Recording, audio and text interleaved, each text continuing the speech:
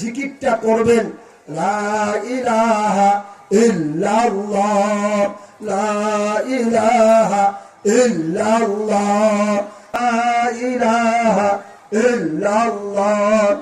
এই জিকিরটা বাড়িতে ছেলেরে অভ্যাস করাবেন, মেয়েকে অভ্যাস করাবেন, জামাইকে অভ্যাস করাবেন, স্ত্রীকে অভ্যাস করাবেন।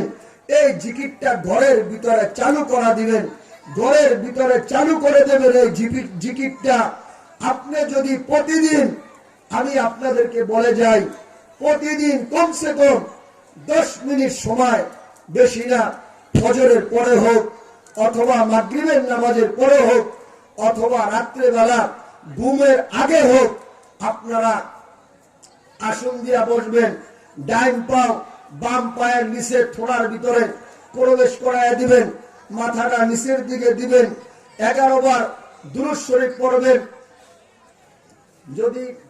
যদি নামাজের দুরূদ শরীফ পড়তে পারেন, নামাজের দুরূদ শরীফ পড়বেন। আর যদি নামাজের দুরূদ শরীফ পড়তে না পারেন, সাল্লাল্লাহু আলাইহি ওয়াসাল্লাম এই দুরূদটা 11 বার পড়বেন, 11 বার ইস্তিগফার করবেন। আস্তাগফিরুল্লাহ, আস্তাগফিরুল্লাহ,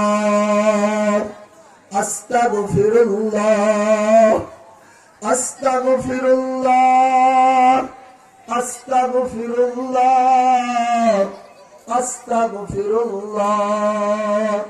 এই ইস্তিগফারটা 11 বার পড়বেন, দুরূদ শরীফ 11 বার পড়বেন, মাথাটা নিচের দিকে দিয়া আপনি লা ইলাহা ইল্লাল্লাহ, আপনি এই জিকিরটা 500 বার আপনি প্রতিদিন পড়বেন। 500 বার মাথাটা নিচের দিকে দিয়ে একেবারে আপনি নিজেকে নিজে মনে করবেন, হ্যাঁ, আমার ডানে কবর, বামে কবর, সামনে কবর, পিছনে কবর, আমার